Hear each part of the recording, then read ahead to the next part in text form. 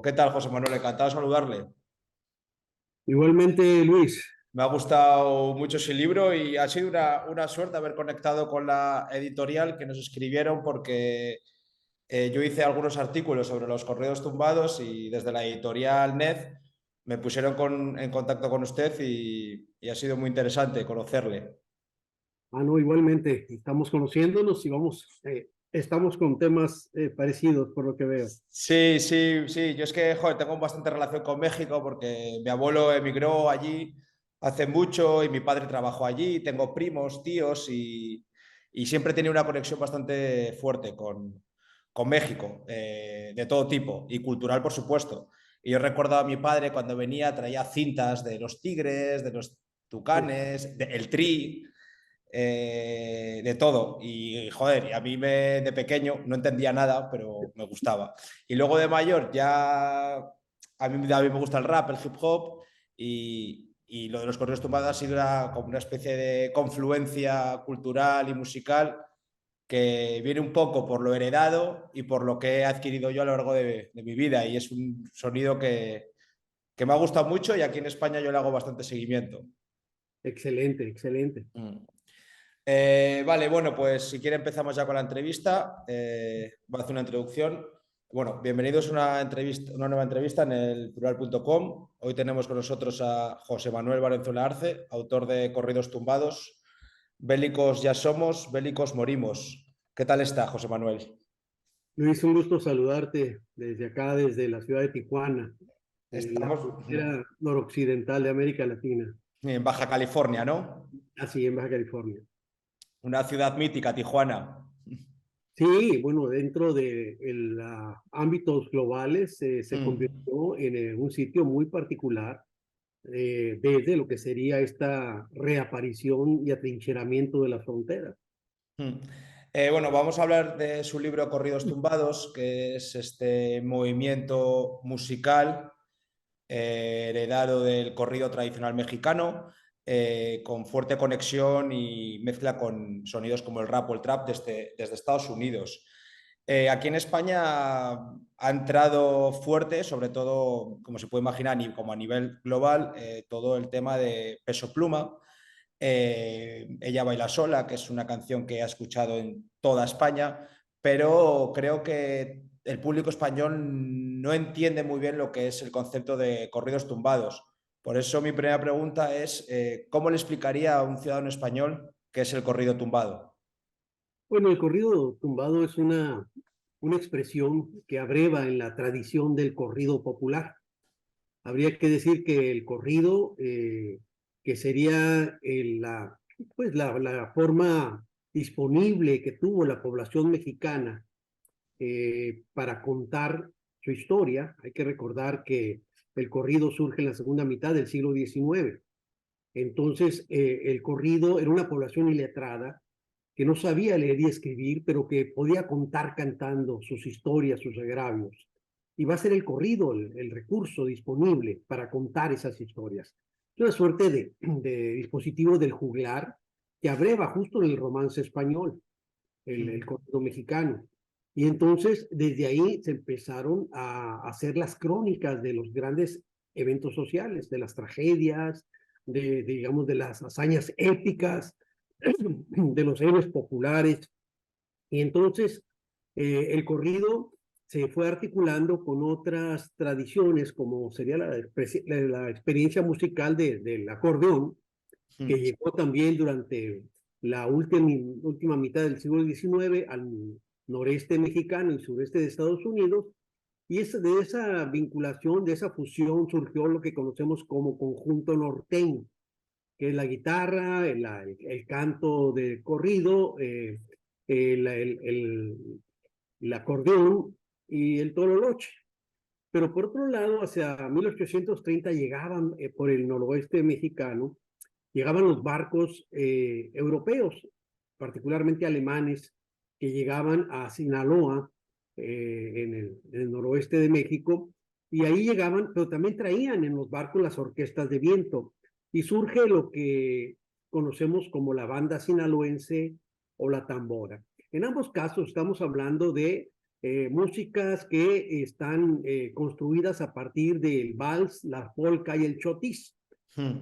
Esta es la base, digamos, musical de lo que sería la experiencia de la música norteña, que fue dando sentido a lo que conocemos como el corrido norteño, y dentro del corrido norteño, que particularmente fue contando la historia social de la frontera, en la medida en que a partir de los años 60, 70, ya el narcotráfico tiene una presencia importante en el noroeste, pues empieza el corrido también a contar las historias que surgen de los entramados del narcomundo. Y surge lo que llamamos el narcocorrido. El narcocorrido que, bueno, hay que vincularlo con lo que sería la incorporación de la experiencia del narcotráfico dentro de la narrativa del pueblo mexicano. Y con el narcocorrido surgen justo los Tigres del Norte como una primer gran experiencia que cuenta de forma metafórica estas experiencias, ¿no? Ellos, para decir que el poder presidencial protege a narcotraficantes, decían: los pinos me dan su sombra, mi rancho pacas de Aquilo, porque el poder presidencial se asentaba en los pinos. Así Que se es la casa presidencial, Los Pinos, ¿no? presidencial, exactamente. Entonces tiene una gran cantidad donde van contando, va escudriñando los códigos de este narcomundo que obviamente interpelan el interés de la sociedad con sus historias, digamos, de horror, de violencia, etcétera, etcétera. Pero a medida que el tema del narcotráfico fue creciendo, ya en los años 90 surge una nueva vertiente mucho más explícita que se conoció como los corridos perrones, donde los Tucanes de Tijuana tendrían la mayor presencia. Y ahí, digamos, ya de forma más directa se alude a algunas figuras reconocibles del narcotráfico, a estampas, digamos, de dolientes que la gente está viviendo, sobre todo en el norte mexicano. Pero ya, digamos que la representación del narcotráfico a través del corrido es mucho más explícita. Ya en el siglo XXI, con una supuesta guerra contra el crimen organizado, a partir de 2006, Felipe Calderón desencadena una irresponsable y criminal supuesta guerra contra el crimen organizado.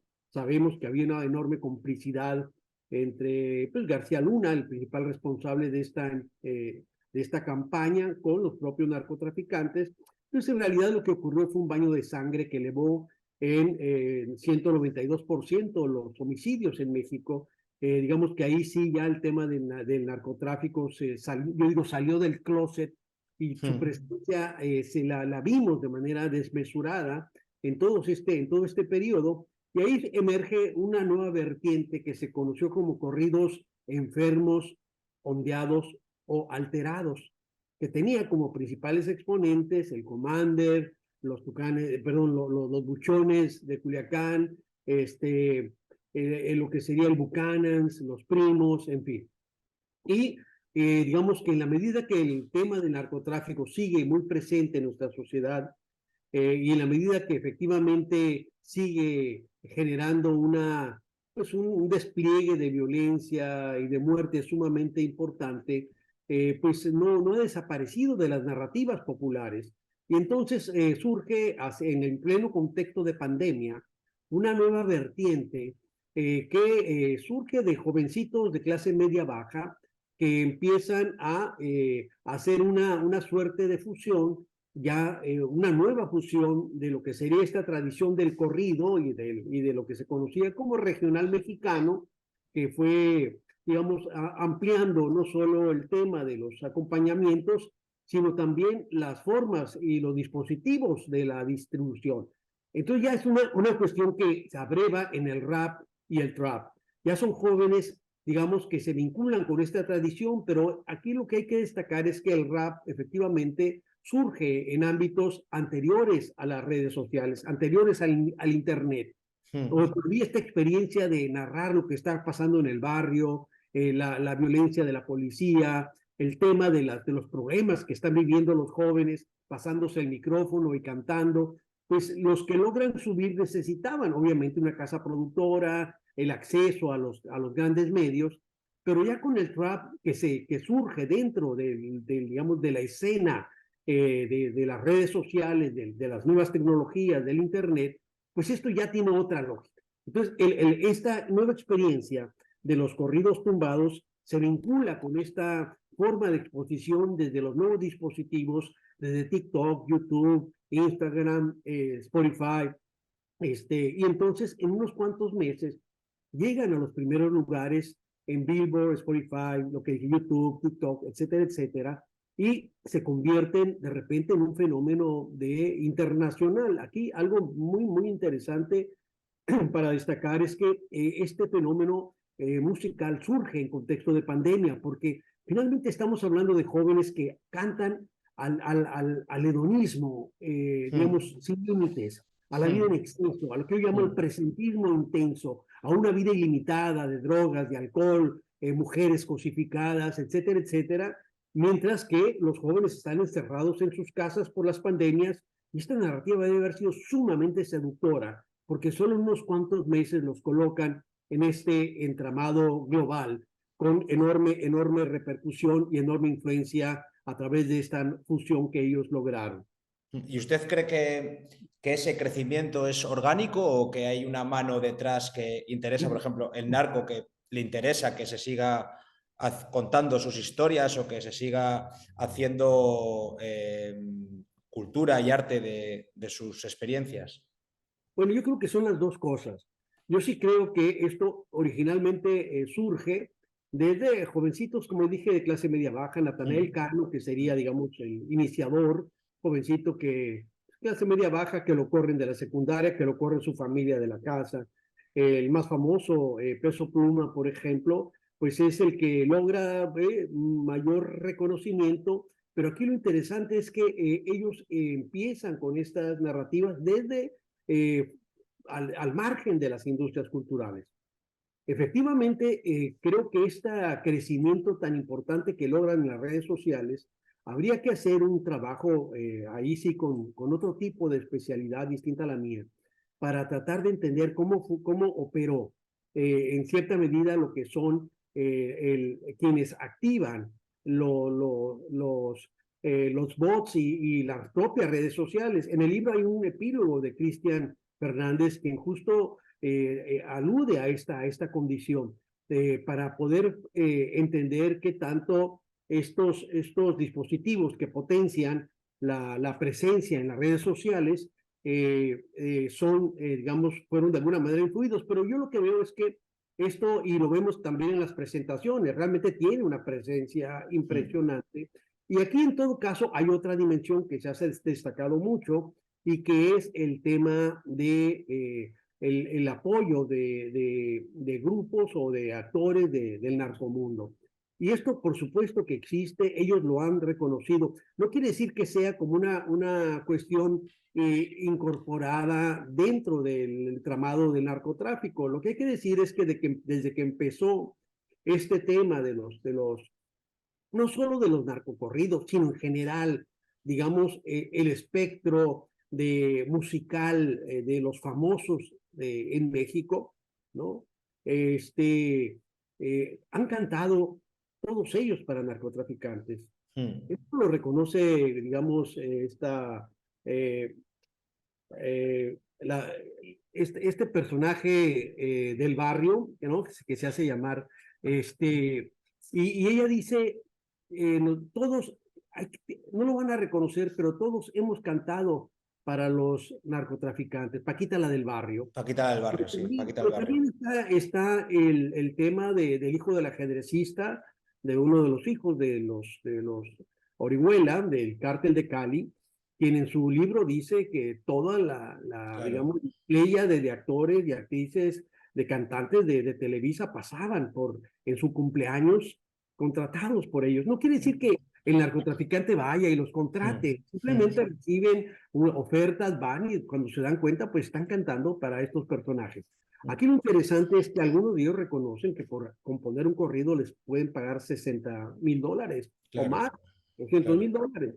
Pero esto tampoco lo inventan ellos o los narcocorridos. En la historia social mexicana ha habido muchas figuras que han pagado para que les hagan corridos.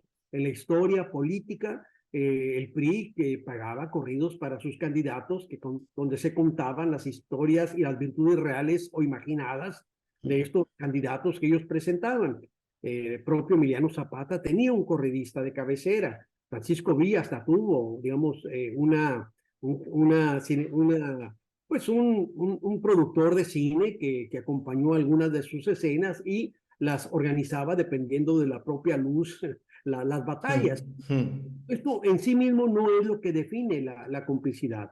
Muchos de ellos han cantado para ellos que componen corridos para narcotraficantes, sí, igual que para otro tipo de personas que pagan, porque dentro de este escenario de narcomundo, como alguna vez en una entrevista que le hice a uno de estos personajes, y yo le dije, dinero fácil, que eran un poco los códigos del corrido, decía, fácil no, o te cuento. Yo le dije, cuénteme. Y efectivamente no es nada fácil. Entonces, dentro de esa condición de vida al límite, de ese presentismo, de esa vida de riesgo, la trascendencia se convierte en un objetivo importante. Y para ellos la trascendencia no se va a conseguir a través de la bonomía, a través de la buena vida, del reconocimiento a sus bondades, a sus virtudes.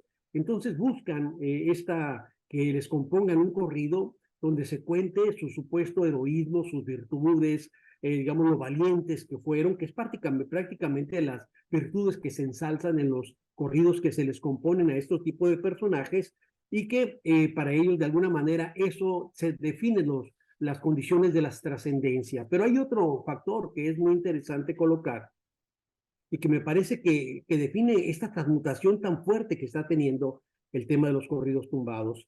Efectivamente empieza siendo una experiencia musical de popular que viene de los jóvenes, de los sectores populares, pero que sufre una transformación sumamente importante, tanto por el desplazamiento que van a tener estos propios muchachos que en unos cuantos meses se convierten en millonarios, ¿no? El hombre araña que tiene Peso Pluma, que cargaba, costaba $500,000, solo para poner un ejemplo, pero también en términos de los nuevos consumidores públicos que van a atender estas narrativas, que va ya no solo de estos jóvenes de los barrios populares acostumbrados al corrido o al regional, sino también de lo que sería este mercado global de jóvenes de clase medias y altas que empiezan a interesarse y a escuchar los corridos tumbados. Hasta Barack Obama va a colocar en su top 10 list del verano a Peso Pluma como uno de sus artistas, digamos, recomendables. Entonces, sí, hay un desclasamiento y hay una nueva perspectiva transclasista, tanto en lo que tiene que ver con las condiciones de la propia elaboración de estos corridos como en lo que serían las dinámicas de la recepción y del consumo. Luego, al poder político mexicano, a pesar de que desde los corridos tumbados se pueda estar haciendo apología a la violencia o al consumo de drogas, alcohol, el hecho de que sea música tan despolitizada, música que no haga pensar, que no haga tomar conciencia sobre la pobreza, sobre la realidad material de los mexicanos, al poder no le conviene que los jóvenes estén escuchando música que no haga pensar a la población, a pesar de lo que he dicho, de hacer apología a cosas tan graves como el consumo de drogas, el tráfico de drogas o la violencia. Mira, yo creo que no, que si lo pensamos desde el poder político en México, no le conviene. Y no le conviene por varias razones, y lo que me gustaría colocar. Cuando surgen los corridos que aluden al tema del narcotráfico, como dije en un primer momento, con los Tigres del Norte, en los desenlaces del corrido eran los mismos desenlaces de la vida. Era efectivamente el poder asociado al narcotráfico, la ilimitada capacidad de consumo que les daba, digamos, valor en una sociedad donde el tener sustituyó al ser, donde los códigos de éxito se valoraban desde los propios lógica del consumismo, del tardocapitalismo neoliberal, la capacidad de consumo definía el valor de las personas. Entonces, de repente, corridos como yo era pobre, todos me despreciaban, entré al narcotráfico, ahora soy hasta de don me tratan, no soy poderoso. Corridos como que me entierren con mi troca para que la tierra vea que no se está tragando cualquier cosa. Entonces, pero también los corridos de ausencia, de dolor, de muerte, de vacío, de soledad, la cárcel, la muerte, la ausencia, la pérdida de los seres queridos, Los desenlaces de la vida estaban en los corridos como la vida misma. Eso es muy importante tocarlo. Y entonces esto efectivamente, de alguna manera, se van volviendo más explícitos, aunque siguen existiendo las tragedias como parte, como componente esencial de la narcocultura. Pero aquí entonces lo que habría que decir, y si me permites definir de una vez narcocultura, porque estaré hablando de eso, esto va más allá de lo que sería la tejana o cinto piteado, etcétera, etcétera. La estética chalina de Chalino Sí, de Sánchez, Chalino en Sánchez. 1992, ¿no? Sino que si entendemos por cultura el conjunto de procesos y dispositivos que participan en la construcción de sentido y significado de la vida y del mundo de la población, la incorporación del referente del narcotráfico en la construcción de sentidos de vida y de muerte de millones de jóvenes en nuestros países es lo que sería justamente la narcocultura. Esta presencia del narcotráfico en la definición de sentidos de vida y de muerte de las y los jóvenes. Jóvenes que participan y que la muerte está en las letras grandes del contrato. No se llaman a engaño, es la vida de riesgo, es esta condición límite a la que venimos señalando. Y entonces, efectivamente, después que se posiciona el tema de los narcocorridos, empieza un afán desde la clase política para prohibirlos.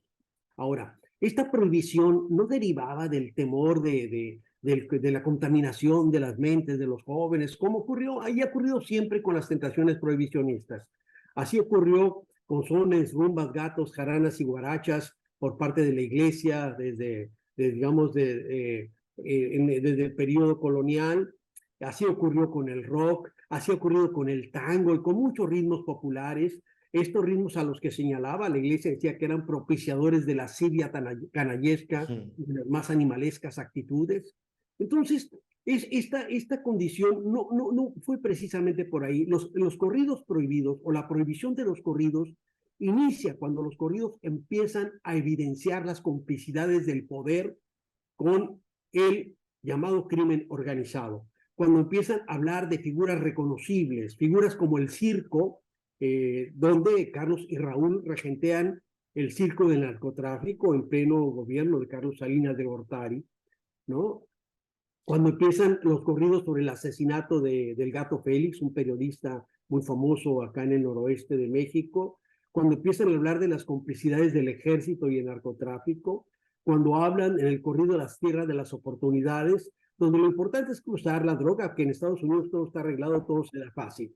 Entonces, es ahí cuando se dan cuando se prohíben los corridos a través de la Cámara Nacional de la Industria de la Radio y la Televisión, y después empiezan otros funcionarios en la tentación autoritaria, represiva, como Francisco Labastida en Sinaloa, de prohibirlos en los espacios públicos. Pero, y esto se sigue, ¿no? El alcalde de Nabolato dice también prohibamos la minifalda para que evitar el embarazo adolescente, ¿no? O meter a los niños, dicen posteriormente, entre comillas, de forma obligatoria al servicio militar. Entonces, no, eso se vuelve incómodo, el narcocorrido, cuando empieza a evidenciar las complicidades, porque finalmente el narcotráfico, su poder fundamental no son las armas de fuego, son la red de complicidades y corrupción que va a ir construyendo con las figuras inscritas en los ámbitos institucionales y la relación en el gobierno de Felipe Calderón y Genaro García Luna, preso en Estados Unidos, quien era básicamente organizador, cómplice del grupo de Sinaloa, y que desde ahí, digamos, se orquestaba gran parte de estos negocios. Entonces, eso es lo que genera complicidad. Ahora las cosas cambiaron. En el gobierno de López Obrador no ha habido ninguna evidencia que lo vincule al llamado crimen organizado, a pesar de que últimamente han surgido algunas perspectivas, digamos, totalmente descolocadas, que tratan de utilizar filtraciones, pero no hay ninguna evidencia. Y que le toca ya el tema de los corridos tumbados, él no está de acuerdo, pero también está en contra de la prohibición. Entonces lo que trata de hacer es como generar polos alternativos colocando temáticas que obviamente no van a resolver el problema.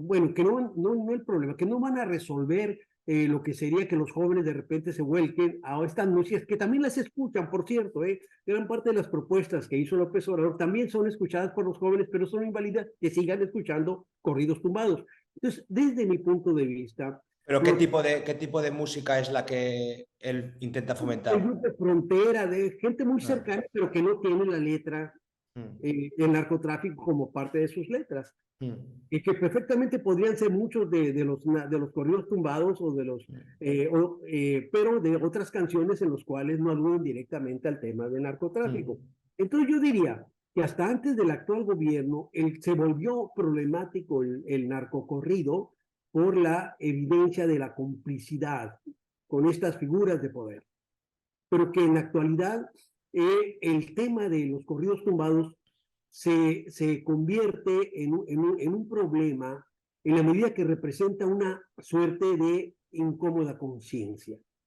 Es una conciencia incómoda porque lo que al final de cuentas está expresando es una realidad doliente, que es la presencia del narcotráfico, de la violencia y de la muerte asociada al narcotráfico. Entonces, creo que a sectores del poder, no necesariamente pensaría en este caso al presidente, sino a otros grupos que han alzado la voz desde dinámicas muy de derecha, que solo buscan prohibir, mm. criminalizar. Perdón, estaba un poco No, enfermo. tranqui, tranqui. Pero lo que van a hacer desde esta perspectiva es que esa incómoda conciencia, digamos, de los corridos tumbados, que reflejan una realidad que existe y que ellos quisieran borrar. Entonces, ¿qué es lo que tenemos? ¿Cómo se da esa relación? Cuando simplemente hay sectores que tratan de prohibir, de evitar que esto se exprese, ¿no? Que es un error que podemos ver por qué ha sido un error este tipo de estrategias, pero ahorita quisiera simplemente destacar este tema de la incómoda conciencia de los corridos tumbados, porque al final de cuentas lo que hacen es que estos grupos de la derecha lo que quisieran es que estos jóvenes no se expresaran.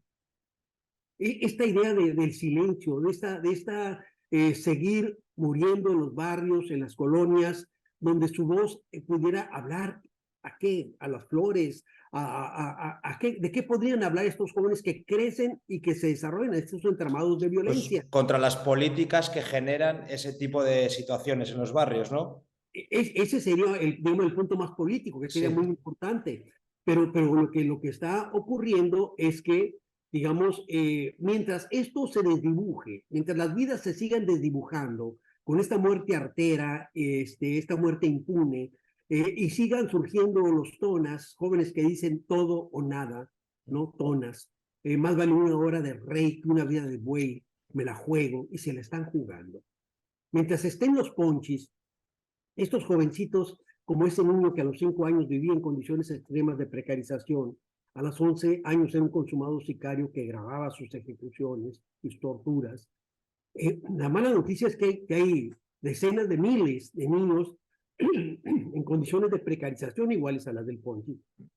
Y la mala noticia es que algunos estiman en cerca de 30,000 los niños que están inscritos en los diversos pliegues del narcomundo. Yo no sé si el dato no lo podría verificar, pero esto no significa que necesariamente ellos van a ser niños sicarios, porque yo he insistido mucho, no nacen niños sicarios, Mm. pero tenemos entramados sociales que posibilitan que muchos jóvenes opten por esta condición de los tonas, que no estén dispuestos a trabajar 10 horas diarias por 60 años de su vida para no salir de la pobreza, que no están dispuestos a seguir escuchando día tras día el discurso del proyecto, el discurso social dominante, donde el éxito se construye a través del consumismo, al mismo tiempo que excluye a las grandes de las mayorías de la posibilidad de llegar a esa condición de consumo y oblitera los canales de movilidad social. Entonces, ellos lo que están haciendo lo que ellos pensarían es que se desdibujarían sus vidas como había venido ocurriendo en estos entramados de una suerte de mundo raro a la José Alfredo Jiménez. ¿Quién sabe quiénes serán? Se están matando entre ellos. Ay, no, como si estuvieran fuera de este marco de las clases medias y altas. Cuando 2008 a 2010, esta violencia llegó a los sectores medios y altos, en esos tiempos asiagos que vivimos durante la supuesta guerra contra el crimen organizado de Calderón, se escandalizaron las clases medias por el llamado crimen de alto impacto, entonces sí entraron en acción otro tipo de dispositivos, pero la muerte siguió en los barrios, siguió en las colonias, pero entonces mientras se desdibujaron las vidas, silenciosamente todo estaba bien. Pero cuando estos jóvenes de los llamados corridos tumbados encuentran en los propios resquicios del sistema los mecanismos para obtener, digamos, esa súbita movilidad explosiva, para acceder a esas formas de consumo, para cantar sus propias condiciones, para cantar su propia realidad. Esa incómoda conciencia, esa realidad incómoda que ya no se desdibuja en los barrios, sino que se presenta visible a través de los cantos de estos muchachos, efectivamente genera mucha incomodidad. Entonces, la idea es simplemente silenciarlos. Creo que por ahí no va el problema. Creo que el asunto tiene que ver con que, al final de cuentas, estamos hablando de formas de representación de una realidad que existe, de una realidad en la cual, digamos, naufragan gran parte de las experiencias de vida de millones de jóvenes en nuestros países, no solo en México. Entonces creo que desde ahí efectivamente ahora es una realidad incómoda para grupos importantes del poder, particularmente para las derechas, y que en todo caso el sistema efectivamente le va a incomodar en cierta medida, pero después, como lo hizo antes con la Shakira de los hippies, quieren Shakira, les hacemos ropa con Shakira, la quieren rota, la vendemos ya rota, quieren los punks, son, digamos, estos rebeldes que buscan unas sociedades ácratas, pues les vendemos las chamarras con estoperoles, les vendemos ya diseños de punta, de maguey, los mohawk, etcétera, etcétera. Esta idea de limar las asperezas críticas de las formas de los movimientos juveniles, que lo vemos también en la actualidad, pues también el sistema aprovecha ahora lo que sería esta experiencia de los propios corridos tumbados y efectivamente se articulan casas productoras, Rancho Humilde se convierte en una empresa que rápido se vincula con ellos y hace, digamos, producciones, yo diría, bastante solventes, ¿no? En Ella Baila Sola, por ejemplo, o en El Belicón, donde vemos ya efectivamente buenas producciones que logran convocar un amplio interés y obviamente con una calidad y con narrativas, escenografías que efectivamente dentro ya de una escena distinta, ya sin el atuendo, digamos bravío, norteño de los corridos anteriores, aunque mantienen las pecheras y algunos aspectos más bélicos de las experiencias previas de los corridos enfermos, pero ahora más que todo tiene que ver con el uso de las grandes marcas dentro de ropa deportiva, exhibiendo las grandes marcas. Entonces también se convierten en formas también disponibles publicitarias de las grandes marcas comerciales que también van a ser, digamos, expresadas, reflejadas a través de los atuendos y de la música de los corridos tumbados. Es que es bastante interesante lo que dice usted porque también ha habido un clarísimo cambio estético en el tema de los corridos, también con muchísima influencia, aquí sí, de Estados Unidos.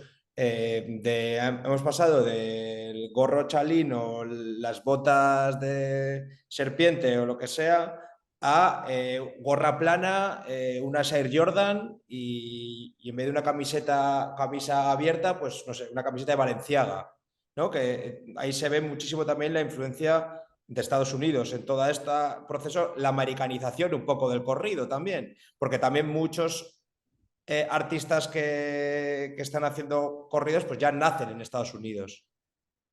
Efectivamente, bueno, desde hace ya varios años, la mayor producción de corridos y de narcocorridos no se hacen en México, se producen en Estados Unidos y en Colombia, se producen más que en México.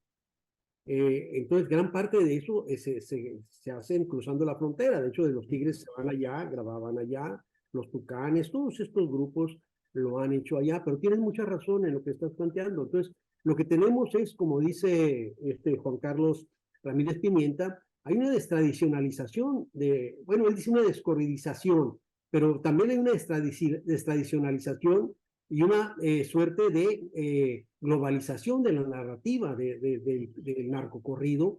Entonces, las propias experiencias vinculadas con los tumbados, creo que de alguna manera se van alejando de los códigos más fuertes del narcocorrido. Efectivamente, desde la estética es importante. Hay una transformación en términos de lo que sería el acompañamiento musical. Y empezamos también a ver una transformación de las letras, algo que no se veía, por ejemplo. ¿Cuál sería digamos, el corpus narrativo de los corridos tumbados? Bueno, en primer lugar, pondríamos del que ya hablamos. El tema del narcotráfico, el tema bélico, el tema de la violencia, el tema del contrabando, el tema del consumo de drogas.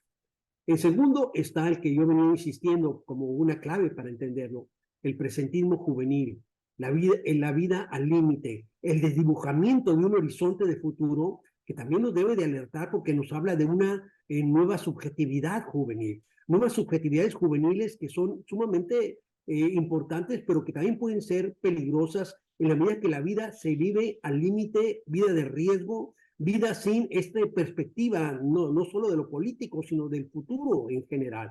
Y aquí lo que tendríamos es básicamente este hedonismo ilimitado, esta exhibición de la capacidad de consumo, etcétera, etcétera, que lo que nos lleva es que el presentismo juvenil y esta nueva subjetividad también lo podríamos pensar para lo que ocurrió recientemente en Argentina, una transformación de las subjetividades juveniles donde gran parte de esos propios jóvenes a los cuales les expropiaron la esperanza, se les expropió un sentido de futuro creíble, construible, de vidas vivibles, y de repente votan por un proyecto absolutamente delirante y que están ahora sufriendo las consecuencias que apostaron por un presente que se les ofrecía inmediato, una transformación directa. Entonces, eso hay que trabajarlo más, eso lo estoy trabajando ahora mucho más, esta transformación de subjetividades desde el presentismo juvenil. Pero entonces, efectivamente, el otro gran tema junto a esta idea del presentismo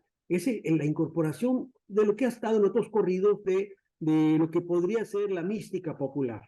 Una mística muy conformada a través de figuras como Jesús Malverde, que algunos reconocen como santo de narcotraficantes, pero que en realidad es un santo popular previo al tema del narcotráfico en Sinaloa, un santo que pues la gente creía en él, pero Jesús Malverde digamos, es un mito santificado. No hay pruebas de la existencia de Jesús Malverde.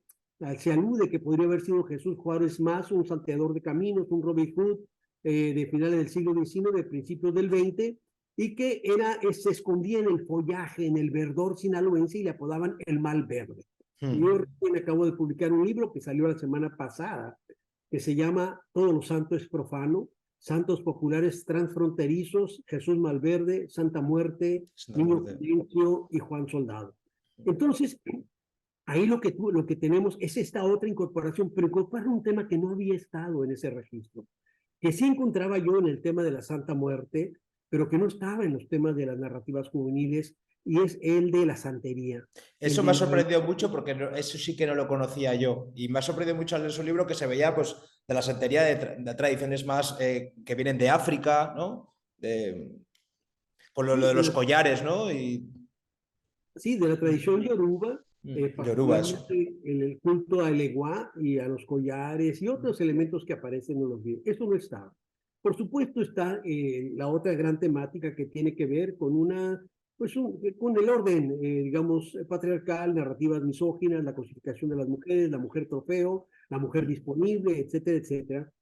Pero lo que al final encontraba en el libro era la irrupción de nuevas narrativas, y eso me parece que puede ser sumamente importante, sobre todo vinculadas con la incorporación de mujeres como Lluvia, mujeres como Lourdes Galás, en las cuales, por ejemplo, ella compone una canción para Vanessa Guillén, quien era una jovencita de origen mexicano, que era soldado del ejército estadounidense, asentada en Texas, en la base de Texas, que no era acosada sexualmente por un teniente anglo-estadounidense, que finalmente la asesina y la desaparece.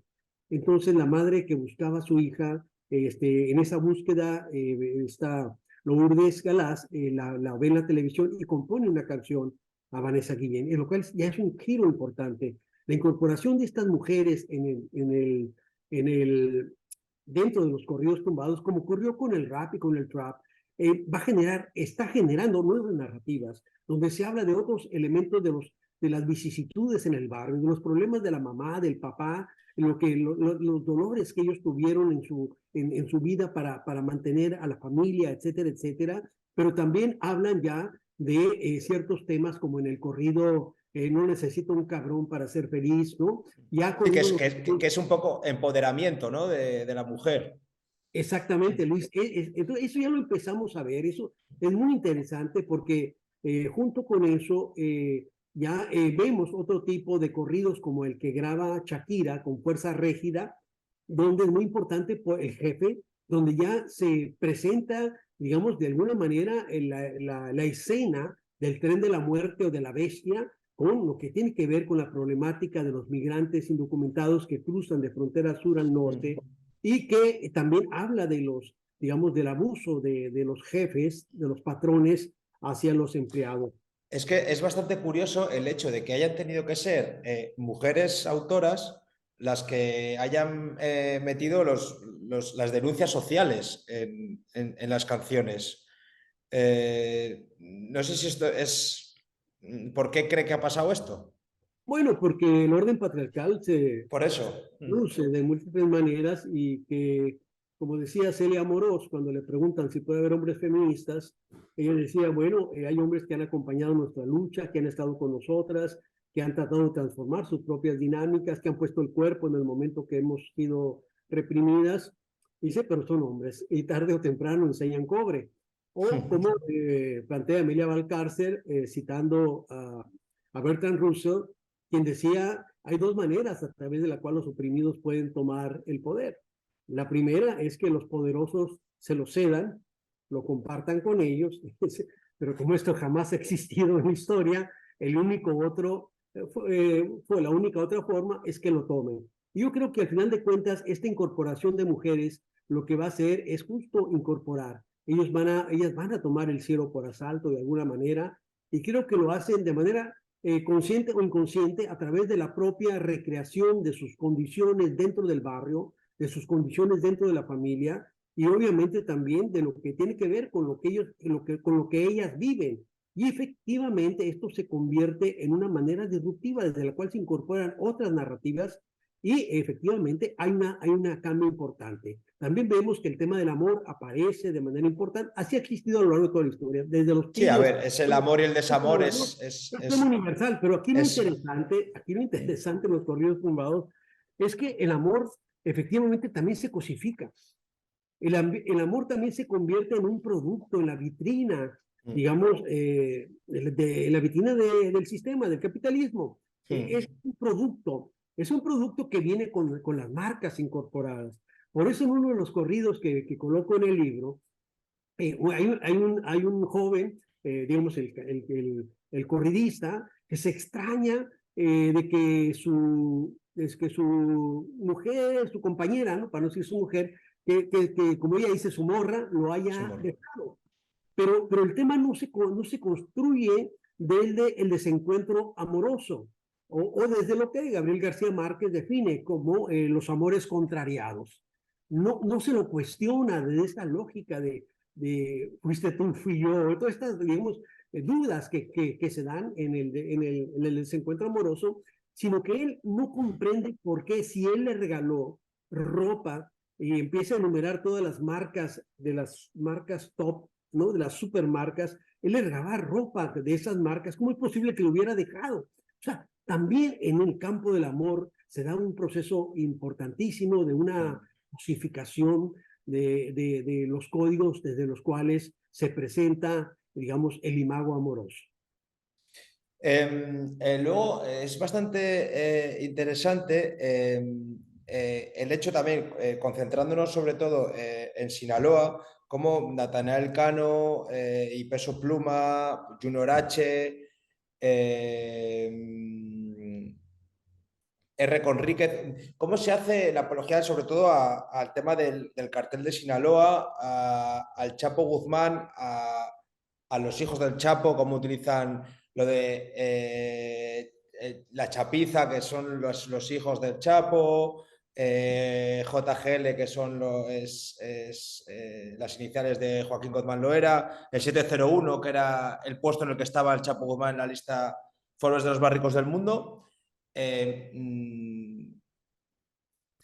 ¿El resto de cárteles no tienen como sus cantantes de corridos fetiches o también? ¿O es simplemente porque Sinaloa es donde más tradición hay del tema de narcocorrido? Bueno, yo creo que tiene mucho que ver con que ellos provienen Mm. de esa región. Si bien es cierto, Peso Pluma nace en Zapopan, en Jalisco, pues crece también en Sinaloa. Y que era básicamente el área de influencia De Sinaloa, sí. de Sinaloa, Natanael Cano, de Sonora. Entonces, efectivamente, bueno, la primera aparición, Peso Pluma, digamos, entra e impacta, porque la primera aparición que él tiene, que además entra de relevo, ¿no? Hubo un espacio ahí que se abrió y él entra, Mm. pero empieza a cantar y en el fondo del escenario aparece una imagen del rostro del Chapo Guzmán. Entonces, obviamente, inmediatamente eso despertó interés de qué pasaba, qué ocurría, qué representaba este jovencito. Y efectivamente, todos, creo que la gran mayoría de las canciones están dedicadas a este grupo. Sin embargo, y esto les ha traído consecuencias, ¿no? Sí, En algunos... le amenazaron le amenazaron de muerte directamente, de hecho, en su ciudad, en Tijuana, ¿verdad? A Peso Pluma. Que ahí opera el cártel, bueno, el cártel de Jalisco Nueva Generación o es el cártel de Tijuana. Digamos que hay una Una disputa, batalla de poder, ¿no? una batalla Porque sí, que era el cártel Jalisco Nueva Generación, que era lo del Bencho, cártel de Tijuana, que era lo de los hermanos, ¿no? Los Arellano Félix, sí. Es que hay una batalla de poder ahora ahí, ¿no? y por otro lado el de Sinaloa. O Entonces, sea, en un marco de disputa, que se iba a presentar acá en la ciudad de Tijuana, pues poco tiempo antes aparecieron cuatro mantas diciendo que no se atreviera a presentarse porque sería su última presentación. Básicamente efectivamente lo amenazan de muerte a Peso Pluma. Eh, y, eh, y claro, muy asociado a lo que serían lealtades explícitas en muchos casos, como bien lo plantea, ¿no? A personas de este grupo, pero también al del sombrero, que es el Mayo Zambada, en fin. Pero por otro lado, hay que decir que también han aparecido algunos, muchos, digamos, de un nivel mucho menor, pero también al grupo de Jalisco, Nueva Generación. Hay algunos por ahí que aluden a ellos, no principalmente de estos jóvenes, pero sí aparecen ya algunos, porque ellos también pueden mandar componer sus propios corridos, aunque estos seguramente no lo harán, no, ellos no, pero otros. pero otros sí. Entonces, y esto en la medida que surge en un campo que se vuelve muy fértil y muy exitoso, pues obviamente hay muchos muchachitos, que es la otra cosa, jóvenes, que quieren incursionar y que también quieren componer y cantar corridos tumbados. Entonces, esta es parte de la transmutación con la que iniciamos conversando, y es que se convierte en una expresión mucho más masiva, efectivamente, más global, más transclasista, de manera muy importante, y también multitemática, ya no solo con estos temas, pero también con una mutación estética, que serían, digamos, algunos de los códigos que señalamos. No obstante, creo que un eje central, que es el presentismo juvenil, seguir cantando la vida límite y los códigos desde los cuales ya estaba, ya la mayoría venían desde los tigres, de los corridos de los tigres que escudriñan. Los tigres han sido fabulosos, yo digo, antropólogos musicales, que han sabido captar el pulso del pueblo mexicano, pero no solo le cantaron al narcotráfico, cantaron a los migrantes, cantaron a los desencuentros culturales de los niños que crecieron hablando inglés en Estados Unidos y que sus papás no hablaban inglés. Entonces, todo ese desencuentro cultural también lo captaron. Han tenido una enorme sensibilidad para captar lo que serían las preocupaciones, los anhelos y los sueños de la población mexicana. Entonces, desde estos primeros, digamos, corridos, podemos nosotros efectivamente observar lo que sería por un lado, una impronta de estas narrativas en la sensibilidad popular, pero por otro lado también lo que ha sido esta transformación hacia digamos, esta escena de corte mucho más global a partir de esta enorme influencia de los entramados del trap fundamentalmente ya y de la experiencia del rap incorporada que están viviendo estos muchachos. Y hay que decir de manera importante que algunos de sus precursores, como lo que sería Adán Chalino Sánchez, hijo del propio Chalino Sánchez, muere a los 19 años, exceso de velocidad, esta idea del presentismo del que estaba señalando. El Camacho, digamos, la figura más importante que todos ellos reconocen como su precursor, muere a los 22 años de la misma manera. Entonces, sí, hay una condición de vida al límite y que en todo caso, como recordamos en el libro, una frase de una canción del propio Chalino Sánchez, quien dice: para todo el que vive recio se encuentra lista una fosa. Entonces creo que el gran problema del presentismo juvenil es esta muerte temprana, prematura, artera de jóvenes que estamos observando en muchos de nuestros países. No solo por la violencia del crimen organizado. Las violencias son la principal causa de muerte de jóvenes en América Latina. Y estas violencias se expresan no solo en el exceso de velocidad, en el homicidio, la principal causa de homicidio son armas de fuego, pero también está en el suicidio, la cuarta causa de muerte de jóvenes. Teníamos que la segunda causa de muerte de personas de 12 a 25 años, digamos hace algunos años, pocos años que vi este dato, era el suicidio. Pero aquí en España es la principal causa de muerte en gente joven, el suicidio. Sí, es un asunto grave, este presentismo del que estamos hablando, pero también está el tema de este desdibujamiento en la propia droga, el irse a través de las drogas. Y está el tema también de los elementos asociados, la desaparición forzada, el desplazamiento, todos estos aspectos que están vinculados con una vida de riesgo, con ese presentismo intenso, con ese presentismo juvenil, que desdibuja efectivamente los entramados de futuro y finalmente los entramados de vidas vivibles, de vidas disponibles para millones de jóvenes, que creo que es lo que nos debe de preocupar. Y desde ahí entonces es donde desvanecen lo que serían las tentaciones autoritarias, porque finalmente lo que ha sido la experiencia de los prohibicionismos ha sido un fracaso total. El principal problema que estamos viviendo es el marco prohibicionista. Es el marco prohibicionista el que impulsó todo lo que tiene que ver con los escenarios de la violencia y la muerte. La ley Harrison, que legalizó en 1914 la amapola y sus derivados, heroína, morfina, mientras que en México se celebraba la Feria de la Amapola, donde se nombraba la flor más bella del ejido, no tenía nada que ver con esta condición demoníaca. Las drogas se vuelven mortales cuando se incorporan en la vitrina del capital, cuando se convierten en mercancías altamente redituables. Después, en el 1933, la ley Bolsten, la famosa ley seca, impulsada por el senador de Minnesota, Andrew Bolsten, lo que se prohibía la producción, consumo y trasiego de licor, generó los corridos tequileros. Después vinieron, en los de los 20, la prohibición de cannabis, marihuana y la cocaína.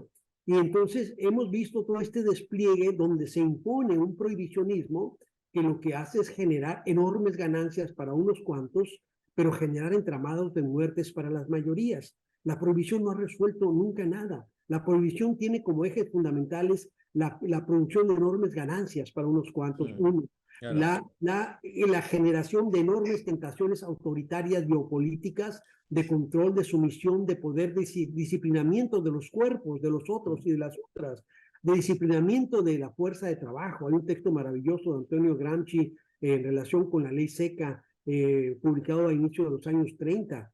La prohibición tiene un componente también claramente muchas veces racista y moralista, que a veces criminaliza a ciertos grupos, como lo hicieron con los chinos, con el tema del opio, o lo han hecho ahora con América Latina y los mexicanos con el tema del cannabis y otro tipo de sustancias. Pero también tiene un componente que no estaba y que se incorpora a partir de 1971 con la prohibición de las drogas o la declaración de las drogas como el enemigo público número 1 de Richard Nixon, que es el componente geopolítico, donde lo que vimos que es a partir del 71 el tema de la supuesta lucha contra las drogas se convirtió en un elemento fundamental de injerencia política social y económica en América Latina y en otros países. Podemos pensar Afganistán y otros países. Pero lo que tenemos con esto es que al final de cuentas la prohibición no resuelve absolutamente nada. ¿Y cuáles son las bases para cuestionar esto? Número uno, el tema de que la prohibición parte de bombardear con una narrativa que se ha demostrado, las teorías de la comunicación, que es falsa. Que este modelo de Merton Lasserfer, emisor, consumo, emisor, lo que sería el mensaje y receptor, pues no funciona así, que tiene que ver con preconstruidos culturales, con matrices de sentido, con experiencias de la población que recibe el mensaje. El que la gente reciba un mensaje no lo vuelve inmediatamente ni consumidor de drogas ni narcotraficante. Como yo digo, como si se hubiera podido en los corridos de la revolución, pensar que no hubiera ocurrido la revolución, o pensar que si prohibimos a José Alfredo Jiménez disminuiría el consumo etílico de la población, si prohibimos a Paquita la del barrio van a mejorar las relaciones de pareja, o en fin, este tipo de no ocurre así el proceso comunicativo. En segundo lugar, el otro problema es que se prohíben siempre los corridos porque son las formas, digamos, expresivas, comunicativas de los sectores populares. Y hay ciertos sectores sociales altos que siguen pensando al pueblo como menor de edad, ¿no? Como personas incapaces de tener una apropiación reflexiva de las narrativas que reciben. El tercer problema es que las prohibiciones son un tobogán muy peligroso.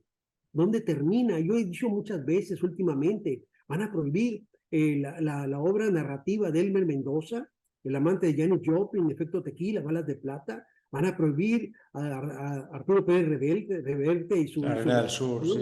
Van a prohibir la Virgen de los Sicarios de Vallejo, van a prohibir Rosario Tijeras de Jorge Franco, van a prohibir Tierra Blanca, La Maldición de Malverde, las amapolas se tiñen de rojo de Leonidas Alfaro, van a prohibir las instalaciones de Teresa Margoles, van a prohibir la extraordinaria coreografía de La Manta, de Minerva Tapia, una de danza contemporánea, van a prohibir la Traffic de Soderbergh y todas las películas de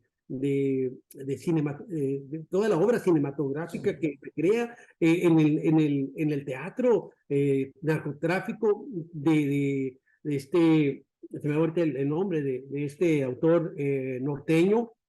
Entonces, lo que tenemos es que el tema del narcotráfico, la violencia que genera, los entramados de dolor y muerte que convocan gran interés social, pues están siendo recreados, están siendo interpretados desde todas las narrativas sociales, porque afecta a todos los grupos sociales. Prohibir no resuelve absolutamente nada, como la prohibición no solo no ha resuelto el tema de las drogas, sino que está generando extraordinarias ganancias para unos cuantos y que involucra a todos los campos, de los bancos que lavan dinero, desde organizaciones que participan en lo que sería este trasiego, desde grandes organizaciones que lucran a través de la producción y distribución de armas, ¿no? Principalmente de los grandes productores de armas asociados, vinculados, el caso Receptor Abierto 2006-2007 y Rápido y Furioso 2010-2011, donde agentes de la DEA entregaron a narcotraficantes mexicanos miles de armas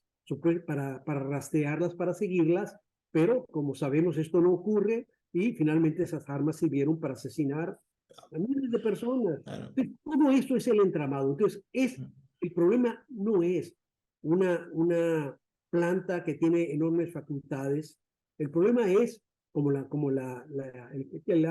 planta de la marihuana, o la planta de la coca, sino que el problema es su transformación en mercancía y el prohibicionismo que la enriquece enormemente para generar utilidades enormes para unos cuantos, pero que también sirve como un dispositivo de control, un dispositivo geopolítico, un dispositivo biopolítico de control del cuerpo y las subjetividades de las personas, pero que no ha servido para nada para evitar el consumo, que en todo caso lo que tenemos que tener, el último informe global de las drogas se escandaliza porque el consumo de drogas ha subido cerca del 5% de la población en el mundo, y que el principal consumo es el cannabis con 80% aproximadamente. Yo siempre lo leo al revés. Ellos dicen que 15% de quienes consumen otras drogas tienen problemas severos con sus formas de consumir. Yo lo pongo al revés. 95% de la población en el mundo no consume drogas. ¿Por qué nos estamos matando? Del resto, si el 80% consume marihuana, efectivamente nadie ha muerto por sobredosis o consumo de cannabis. No quiere decir esto que hay que alentar el consumo Claro. mucho menos. Pero sí hay que regularlo, punto.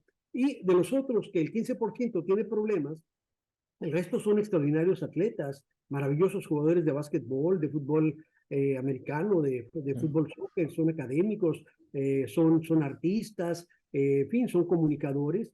Bueno, entonces, pues hay que tener una estrategia de control y disminución de daños para esa población.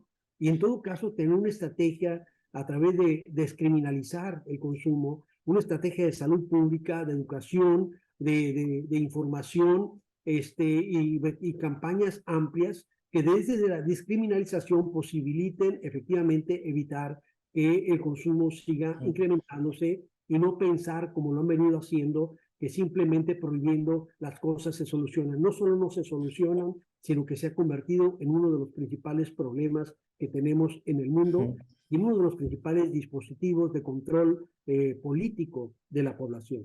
Entonces, podemos seguir escuchando corridos tumbados sin sentirnos culpables, ¿no? Mira, yo te puedo decir que yo quisiera que obviamente los temas de los que hablaran los jóvenes fueran otros, ¿no? Yo Claro. quisiera que la muerte estuviera presente en sus narrativas, ni la violencia, ¿no? Pero para que logremos hacer eso, lo que tenemos que cambiar es la realidad en la cual surgen esas narrativas. Mira, yo he hablado con jóvenes en Cuba. Ellos reciben semanalmente todos estos digamos, estas producciones de las de cine, las teleseries, los vídeos, están Bueno, además familiarizados. está Obi también, ¿no? Que es un personaje importante, el rapero Obi con estos. Entonces reciben lo que llaman el paquete. Y como me decía un joven, todo barrio que se considere de respeto, te recibe el paquete. Y ahí los ven. Pero cuando hablas con ellos, realmente lo que te hacen es, para ellos es una narrativa de ciencia ficción, o te hacen interpretaciones sociológicas, porque eso no forma parte de su entorno de vida. Entonces lo que hacen es que me imagino y te empiezan a tratar de explicar cómo se ocurren las cosas. Ese es el punto que muchos no han querido entender. Que mientras no desmontemos los entramados que producen esas narrativas que los jóvenes ven al salir de su casa, en el barrio, en la colonia, los encuiltados con los que se enfrentan, los cuerpos colgantes, las cabezas rodantes, los empozolados, los desollados, los descuartizados, el retén policial, el retén militar, el alcateo domiciliario, lo que tiene que ver con el suplicio, todo esto que mientras esto no se desmonte, mientras todo esto no cambie, pues eso va a seguir significando sus sentidos de vida y es ahí donde se generan estas recreaciones. Mira, yo simplemente quisiera terminar esta parte diciéndote, cuando leen o cuando leemos Vigilar y Castigar de Michel Foucault, recordaremos que el primer pasaje es un episodio de una tortura brutal, el descuartizamiento y asesinato de Damiens, un parricida, que es víctima digamos, de un suicidio, de una suplicio público, y ante los ojos de la multitud, justo es asesinado, es supliciado. Foucault concluye que termina el suplicio público y justo se transforma hacia lo que sería nuevos dispositivos como la cárcel, los campos psiquiátricos, los hospitales, etcétera. Todo lo que él define como la biopolítica, este conjunto de procesos y dispositivos que participan en el ejercicio de poder y control sobre el cuerpo de las otras y los otros. Dice, pero terminó el suplicio público, ¿no? Ya no existirá. Su discípulo Giorgio Agamben se va a extrañar de que su maestro no se hubiera dado cuenta que el principal dispositivo de la biopolítica del siglo XX no eran las cárceles, sino los campos de concentración. Pero lo que tenemos ahora, ¿qué es? Lo que yo llamo este suplicio virtual, la gran aportación del siglo XXI a la historia universal de la infamia, es que ahora lo que empezamos a ver desde nuestras computadoras era poder ver en directo cómo se iba torturando, descuartizando, asesinando, desollando a las personas, y la gente lo podía ver desde la comodidad de su ordenador, de su computadora en su casa. O sea, no solo no solo desapareció el suplicio público, sino que el suplicio público transmutó a esta forma de suplicio expuesto de forma virtual para que millones de personas pudieran verlo en tiempo real o, digamos, diferido. Todo esto entonces nos lleva a una condición con la cual tal vez podría yo cerrar. Y es decir que al final de cuentas estamos frente a procesos profundos de precarización de la vida, que es el eje que nos debe de preocupar. La precarización de la vida que genera necrozonas, procesos de vida que generan criminalización, personas no reconocidas como tales, personas, estos mundos raros de lo que hablaba. Mientras se estén matando entre ellos, no pasa nada. Mientras no, digamos, intervengan los espacios de los happy few de los que hablaba Ortega y Gasset, mientras no conculquen estos espacios de las clases medias y altas, todo está bien. Pero entonces lo que tenemos es que estamos frente a escenas de muerte que atrapan, digamos, lo que yo llamo lo que sería vidas amortajadas, donde la muerte está siempre circunscribiendo las formas de vida de estos núcleos enormes poblacionales. Y entonces ahí lo que tenemos es estas figuras como lo que serían los desechables de Zygmunt Bauman, como serían los cuerpos monstrificados, al Antonio Negri, Maylush Pratt, Mabel Moraña. Tenemos las vidas precarias de Judith Butler, tenemos las vidas nudas, el Homo Sacer de Giorgio Agamben, tenemos los nadies de Eduardo Galeano, tenemos los hundidos de Primo Levi, tenemos entonces todo esto que yo llamo el Juvenis Sacer, y lo que vamos a tener es estas no personas que justo se utiliza para digamos, para desvincular la condición humana de la propia persona.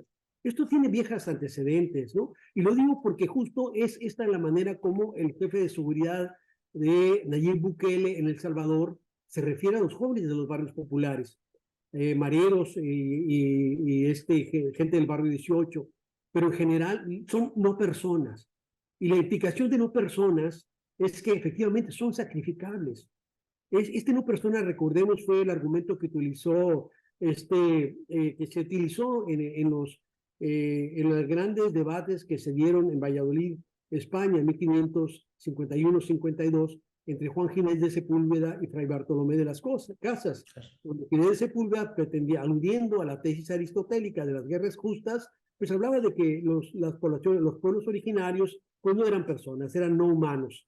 Entonces, desde esta lógica, después vimos cómo se siguió usando esa categoría, y los manuales de contrainsurgencia de los años 70 justo se referían a las personas insurrectas como no personas, que son personas sacrificables. El que ahora se recupere esta imagen nos lleva a entender lo que está ocurriendo con esa negación completa de derechos humanos para jóvenes con Nayib Bukele, donde no solo es el tema de decir son terroristas, construir la cárcel más grande del mundo, encerrarlos, castigarlos, dejarlos sin comida, pero además destruir todo vestigio de vida que haya existido. No solo borrar lo que pueden ser las pintas y demás, sino sacar a los presos, ir a los cementerios, destruir las lápidas donde se encuentran enterrados, borrar todo vestigio de la existencia de estas personas, de esta no persona. Entonces, ese es el gran problema que está detrás. Creo que el gran problema que tenemos que discutir es el problema de la precarización de la vida de millones de personas,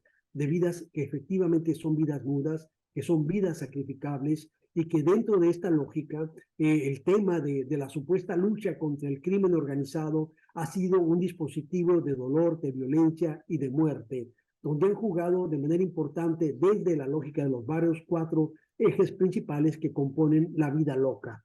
Yo siempre digo, no la vida loca de Ricky Martin, no la vida loca de Céspedes, sino la vida loca que se configura a través de este cuarteto de la violencia, las armas, la muerte y la cárcel, que se convierte en destino para millones de personas, no necesariamente porque lo merezcan. La máquina carcelaria de la que hablaba Foucault engulle millones de vidas juveniles y sobre todo de jóvenes racializados, que es parte de los componentes centrales de lo que de los que se alimenta, digamos, esa máquina carcelaria. Bueno, me parece una reflexión muy interesante y perfecta para cerrar esta entrevista. Así que nada, José Manuel, le agradezco mucho su tiempo y sus reflexiones. Y nada, muchas gracias por estar aquí con nosotros. Luis, pues como decía ya Kerouac, seguimos en el camino, Chicos, ya sabes, seguimos en contacto y cuando gustes con toda confianza, yo estoy en la mejor disposición de colaborar con tu proyecto. vale, muchas gracias e igualmente.